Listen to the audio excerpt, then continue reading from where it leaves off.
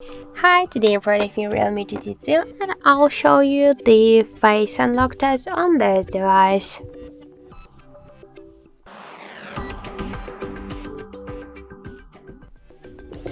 So I'll just set up my face recognition and now I'll make a couple of tries to unlock the device with my face just to see how fast this feature is and does it works. But first I'll just change the option to enter home screen after unlocking. And now just let's try. So 1, 2, 3, 4, 5. As we can see, the face unlock option works here fast, correct, and we'll just unlock the device less than in 1 second. This is the good result for the face unlock.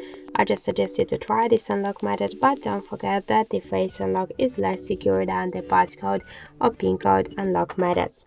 So that's it. Thank you for watching, and if you find this video helpful, don't forget to leave a like, comment, and to subscribe our channel.